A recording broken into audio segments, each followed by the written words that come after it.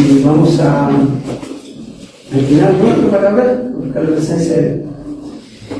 Querido buen Dios, te damos gracias porque nos permite participar de este culto de adoración, pedir tu presencia, tu bendición. Oramos también por los que no han venido, porque están enfermos, algún problema espiritual. Tú nos acompañas por Jesús. Amén. Amén.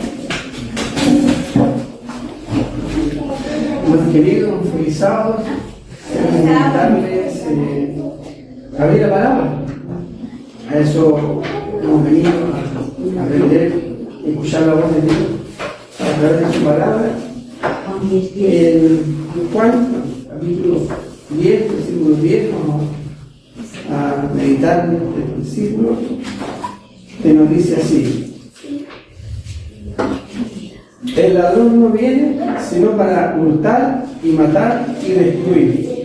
Yo he venido para que tengan vida y para que la tengan en abundancia. Palabra del Señor. Un lindo texto que nos muestra el propósito de la misión de Jesús: traer vida en abundancia, una vida eterna, una vida que no se mira en nadie, sino con la vida de Dios. Y Él describió su misión, ¿no? También en el Evangelio de Lucas dice que nos habla acerca de que el Señor vino a buscar y a salvar lo que se había perdido. Amén. Pero hoy en día encontramos que ese propósito, esa misión, a veces se desdibuja. Incluso en los mismos cristianos. Cuanto más todavía en personas que no conocen la palabra. Y hay un área de estudio que es la filosofía, y los historiadores, historia de la filosofía, la asignatura, que nos ayuda a comprender en cada etapa de la historia de la humanidad cuál era el pensamiento predominante en esa época, en esa cultura, en esa sociedad. Y cuando nosotros vamos a nuestro siglo XX, siglo XXI, época contemporánea, vemos también una serie de culturas, ¿cierto? Y filosofías que predominan hoy en día, corrientes de pensamiento humano, y que nos permiten darnos cuenta cuál es la influencia que tiene el pensamiento humano en la sociedad actual, y comprendiendo aquello. ¿Cuál es el propósito de tu vida? ¿Para qué vives? ¿Qué es lo que te motiva cada día de levantarte, de continuar con tu existencia? Eso es una pregunta que todos debiéramos hacer. Hay distintos filósofos y pensadores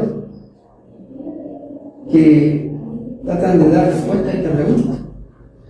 Hay por lo menos 7 filósofos y pensadores que han marcado con su pensamiento y con su descripción de la filosofía. Uno es Friedrich Nietzsche, que vivió desde 1844, una fecha que nos hace bastante ruido a nosotros, hasta 1900. Y a pesar de que ya falleció hace 125 años, su influencia llega hasta hoy. Él dice de que Dios ha muerto en la conciencia moderna y que el ser humano debe crear su propio sentido a través de la voluntad de poder. El propósito para él es la autocreación, superación personal, ¿no? Un pensamiento que nos llega hasta hoy. También hay otro pensador como Sigmund Freud, es psiquiatra además de filósofo, propuso que la vida está guiada por la búsqueda del placer, el eros, que la gente se motiva a aquellas cosas que le causan placer, y la evitación del sufrimiento. Y reconocía que la felicidad plena es inalcanzable. Para Freud, el placer de esa búsqueda era limitado también. Albert Camus, filósofo del absurdo, dice que la vida carece de sentido objetivo, pero la dignidad humana consiste en asumir el absurdo y vivir con pasión, sin ilusiones falsas. Pensamiento del absurdo. Bueno, todos estos pensadores que se ve reflejado en el pensamiento actual, también se ve en el arte, en distintas expresiones de la sociedad. Jean-Paul Sartre, otro filósofo, existencialista, dice: la vida no tiene propósito dado. Cada persona debe inventar su propio propósito. Estamos condenados a ser libres pensadores. Víctor Frank, psiquiatra, sobreviviente en los campos de concentración, que escribió el libro El hombre en busca de sentido, una obra muy famosa. Afirmó que el propósito se halla en el amor, en el sufrimiento asumido con dignidad y la trascendencia personal. Yuval Noah Harari, un historiador contemporáneo, advierte que la humanidad está entrando en una era donde el propósito podría ser definido por la biotecnología y la inteligencia artificial. Y el riesgo, dice, de nuestra sociedad es pensar que la vida humana sea vista solo como datos. Zygmunt Bauman, un sociólogo, que describe nuestra era como una modernidad líquida. Dice que las relaciones humanas cada vez son más frágiles. Y las relaciones, los trabajos, los proyectos carecen de una permanencia, de algo estable. Y el propósito es encontrar sentido en un mundo inestable. Y él escribió un libro que habla justamente sobre el análisis de la sociedad actual como una modernidad líquida. En resumen, ¿qué es lo que hace la filosofía moderna? Oscila entre la creación autónoma del sentido y la aceptación del absurdo y la búsqueda de trascendencia en medio del dolor. Cada uno de ellos buscan un propósito y una felicidad en cosas como la autenticidad, la libertad y el sentido, más que en las posesiones.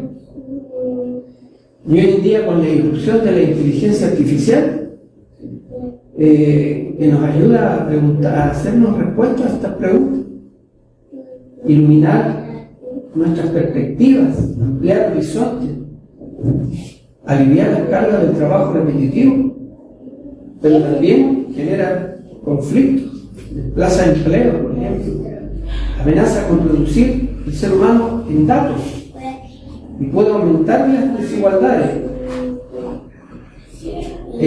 dejando sin rumbo a quienes pierden el sentido ligado al empleo. Porque hoy en día el empleo o el trabajo, la profesión, como nos define hasta como personas. ¿Sí? Usted lo nombra por su profesión, por su oficio, a lo que se dedica. Y cuando ya el trabajo va quedando relegado, la gente se hace una crisis de propósito. La gran pregunta, si el propósito ya no es solo trabajar, ¿dónde encontramos la identidad? Jesús nos ofrece una perspectiva diametralmente distinta, radicalmente distinto a los planteamientos de la filosofía moderna. Por ejemplo, nos pone en la primera contraste que Jesús nos presenta en la Escritura, es el propósito de la vida. El Señor dice que Él ha venido para que tengamos vida. La vida tiene sentido en la comunión con Dios y en el amor al prójimo. Eso es lo que nos plantea. Si no hay comunión con Dios y no hay amor al prójimo, la vida carece de sentido. También el propósito que nos plantea el Señor es la búsqueda de la felicidad. Y nos plantea un significado de la felicidad distinta a lo que el mundo busca. Por ejemplo, lo tenemos en San Mateo capítulo 5, donde Él nos muestra que felices son aquellos que son humildes,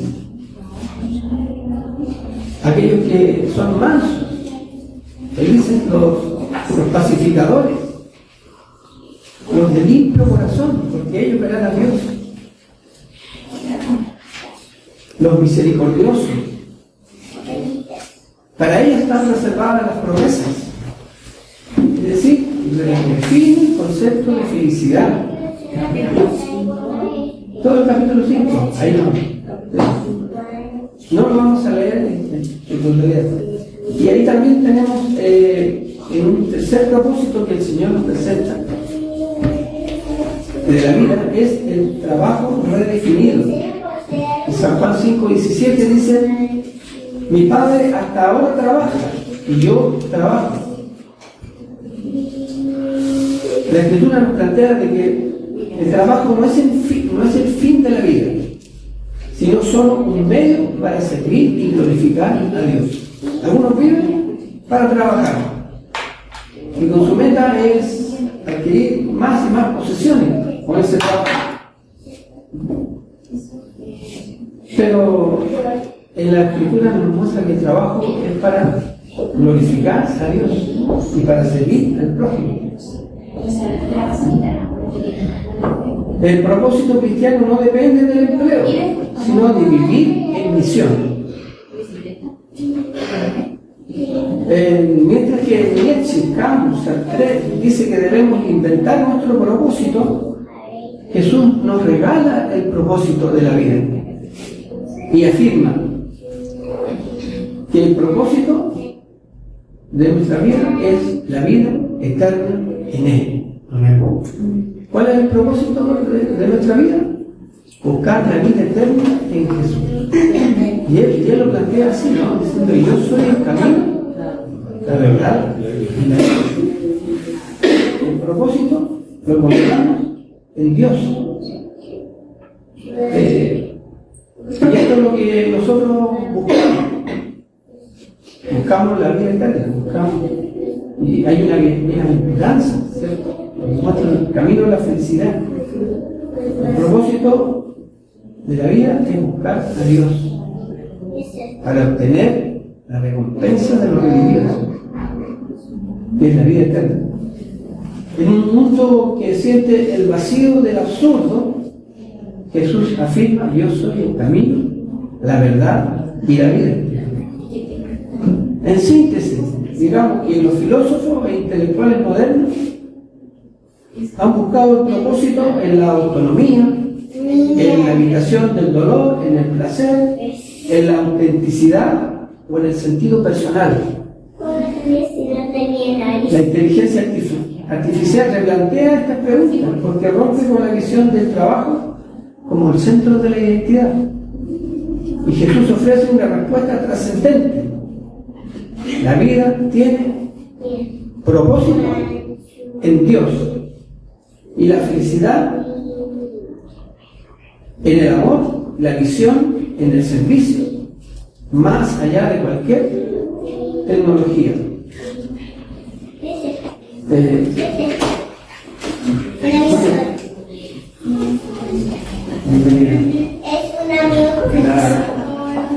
propósito de la vida, como dijo Pablo, para mí el vivir es Cristo y el morir es ganancia. Entonces, el propósito de la vida es vivir en comunión con Dios, buscar la felicidad en la vida que el Señor nos plantea, en el amor y el servicio y en estar en comunión con Dios, ser partícipes del reino de Dios en la tierra. Hermanos, hay muchas corrientes de pensamiento hoy en día que confunden a los seres humanos. Cuando uno comienza a estudiar cada pensador, comienza a entrar en esos laberintos del pensamiento humano que nos llevan por distintos derroteros. Y hoy lo vemos, cuánta desorientación hay, sobre todo en la juventud.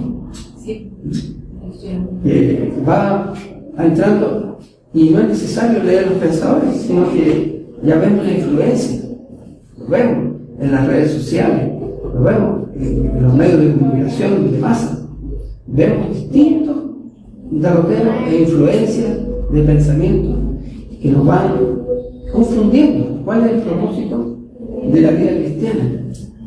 El propósito que la Biblia nos presenta es Cristo. Para mí el vivir es por Cristo y el morir es ganancia. Eso es lo que un lindo propósito.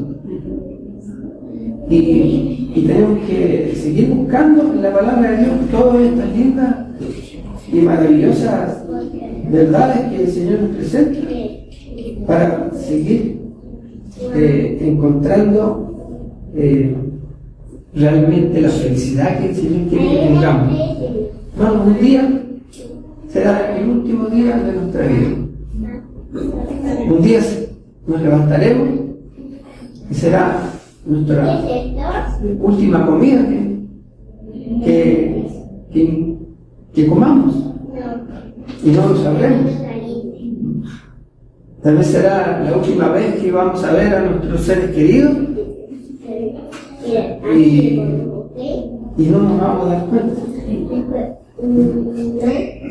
Y un día será la última vez que vamos a respirar. Será el último aliento que tenemos que dar. Y será el último latido que va a estar en nuestro corazón. Por lo tanto, tenemos que estar preparados para ese día. Vive como si hoy fuera el último día de tu vida. Porque un día aceptarás. Será realmente el último. Por lo tanto, no perdamos el foco. El propósito de la vida no es acumular y hacer más grande nuestros anhelos para seguir acumulando más cosas materiales, sino que vivir con sentido y una misión que el Señor nos da. Prepararnos para el reino de los cielos y preparar a otros. Porque lo único que llevaremos al cielo es nuestro carácter y los amigos que hayamos hecho para Jesús. No nos perdamos en las influencias de las filosofías y huecas sutilezas, como hablaba en las epístolas bíblicas, y de la falsamente llamada ciencia, que nos llevan por un laberinto y derrotero donde no vamos a llegar a ninguna parte.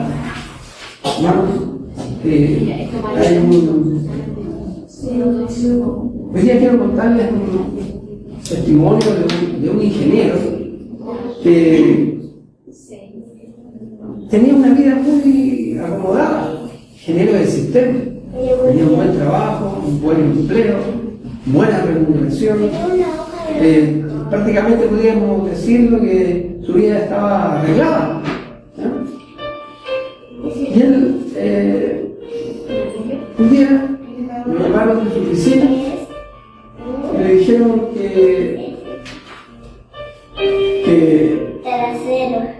hoy día era su último día de trabajo, que la inteligencia artificial ya lo había reemplazado, ¿sabes? tenía más que hacer, 20 años de labor en esa empresa multinacional, pero llegaba a su fin. Eso cayó como un balde de agua fría para él. Tenía su casa llena de artefactos tecnológicos, una vida acomodada, y de pronto todo se terminaba. Y él salió de ese lugar, entró a su oficina por última vez, tomó una caja de cartón, comenzó a sacar el cuadro de su familia, sus cosas, sus pertenencias, los recuerdos, los premios que había logrado, los logros, y también salió con un vacío en el corazón. Y decía, ¿quién soy yo? Si no soy ingeniero, si no trabajo en lo que estudié, ¿quién soy yo ahora? ¿Para qué vivo si ya no me necesitan? Aquella noche, mientras todos dormían en su casa, él se sentó en la sala a oscuras y frente a él había una silla vacía. En medio del silencio, su mente comenzó a llenarse de voces. Eres un fracasado, tu vida no tiene propósito, mejor terminar con todo. Y ese hombre estaba al borde de la desesperación, hermano. Pero allí ocurrió algo extraordinario. Recordó a su abuela, una mujer de fe, que siempre oraba en una silla especial en su casa. Ella le decía cuando era niño, si alguna vez te sientes solo, habla con Jesús, Él se sentará a tu lado y Él te escuchará. Movido por esa memoria, ese recuerdo, esas palabras, colocó una silla vacía frente a él y se sentó al lado de esa silla vacía y con lágrimas se atrevió a decir, Señor Jesús, si tú de verdad existes o si de verdad tienes un propósito para mí, si de verdad la vida no termina en el trabajo, si todavía tengo una razón para vivir, siéntate conmigo aquí en esta silla y conversa conmigo, háblame. Hermanos, ese hombre lloró más que nunca y en medio de su llanto sintió algo que hacía años no sentía. Sintió una profunda paz indescriptible, como si alguien estuviera a su lado en esa silla y hubiera puesto su mano en su hombro. No vio a Jesús, pero lo sintió en su alma, en lo más profundo de él. Esa silla ya no estaba vacía, Cristo estaba con él sentado. Desde aquella noche su vida cambió. Amén. Encontró en la iglesia una familia que lo abrazó. Volvió a la iglesia. Antes su vida era el trabajo. Y él decía, mi trabajo es como mi templo y mi computadora es como mi altar. Pero ahora cambió. Ahora cambió. Se involucró en un proyecto solidario, ayudando a jóvenes que habían perdido el rumbo. Y un día testificando, él comentó, yo perdí mi empleo, pero encontré mi propósito en la vida. Descubrí que no soy un número en una planilla, sino un hijo de Dios. Antes en mi oficina era todo para mí, como un templo, como decía. Pero ahora mi templo soy yo, mi cuerpo, mi corazón, donde habita el Señor. Ahora vivo para servir al Rey del Universo. Cambió completamente. su oración fue contestada. La primera respuesta de Dios fue sentir paz en tu corazón, en medio de la tormenta. Pero no fue de un día para otro, porque al día siguiente de esa oración, él despertó con la misma incertidumbre económica, pero ya no con la desesperación de antes. Esa paz sobrenatural fue la primera señal de que el Señor estaba con él, estaba obrando en él, y Dios le había escuchado su oración. El problema seguía ahí, pero no tenía el mismo tamaño. Es como si Jesús estuviera cargando el problema de él en sus hombros. La segunda respuesta a su oración fue que encontró una red de apoyo inesperada, porque al compartir su situación en la iglesia recibió una lluvia de abrazos, oraciones e incluso solidaridad de los hermanos. Les llevaban alimentos, nunca fue abundancia, la provisión fue exacta. No sobró, pero tampoco faltó. Una señora jubilada, la hermana de la iglesia, le dijo: hijo, Dios te está sosteniéndote. Esto es parte del pan que Él promete cuando dice que no nos dejará faltar. La tercera respuesta que encontró a su oración fue una puerta que parecía pequeña. Dice que un amigo en la iglesia le pidió ayudarlo, que lo ayudara por unos días para arreglar un sistema informático en una pequeña empresa familiar. Era un trabajo simple, temporal y muy por debajo del nivel profesional que él había tenido, pero lo aceptó. Y él oró y fue fiel en lo poco. Y el Señor dice que si eres poco lo fiel, sobre mucho te pondré.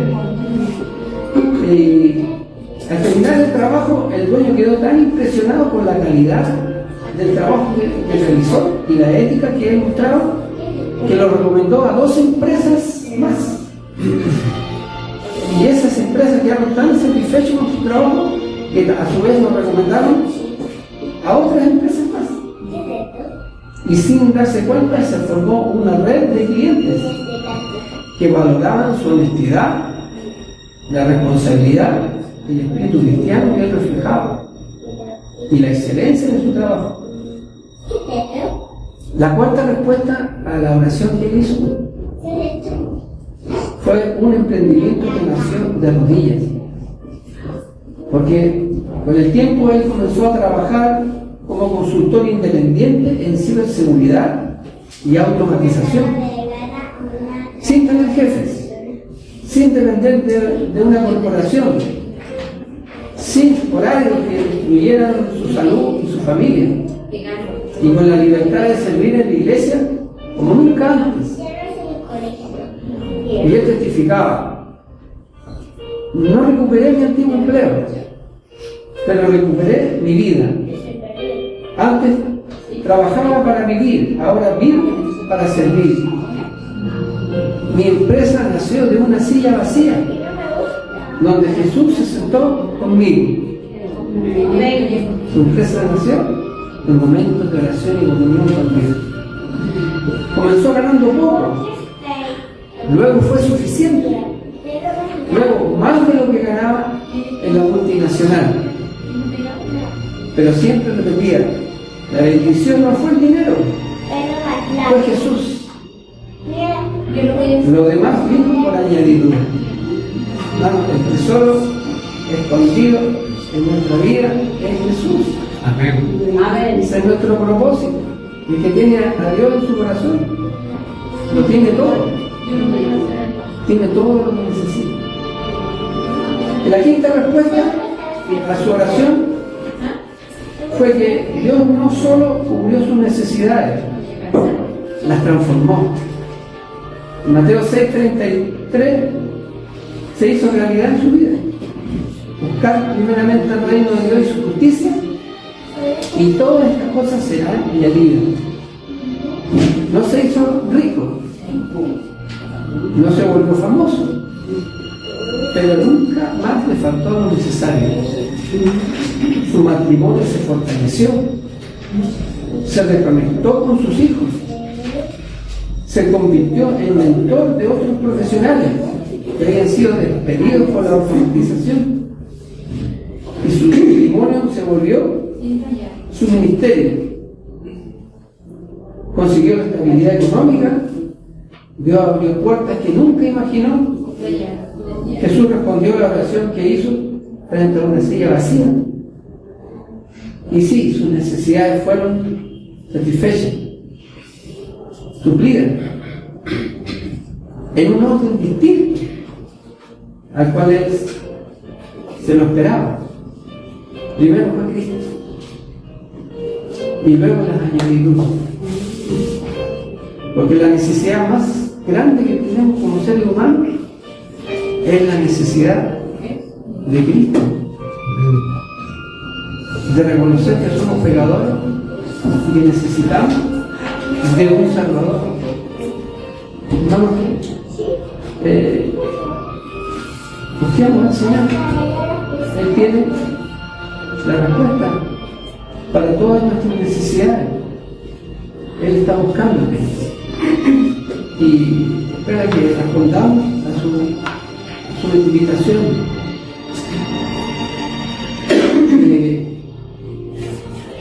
que podamos encontrar en Cristo nuestro mayor gozo, nuestra mayor tesoro, nuestro propósito en la vida, y caminemos hacia Él cada día, que lo busquemos.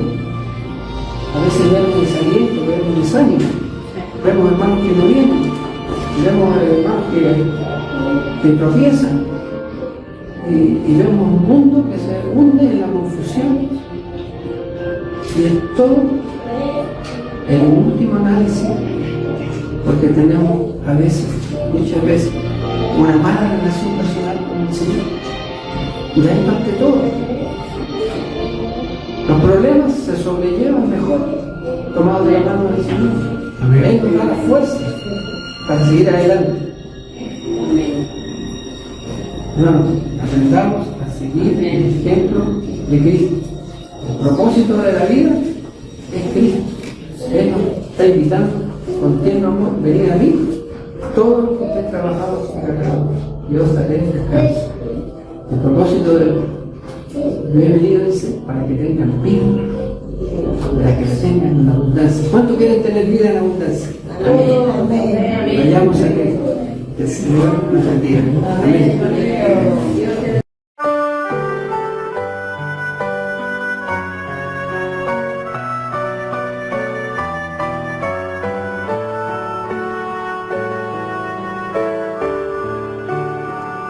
No tengo dudas de quién es Jesús, ya no me engañará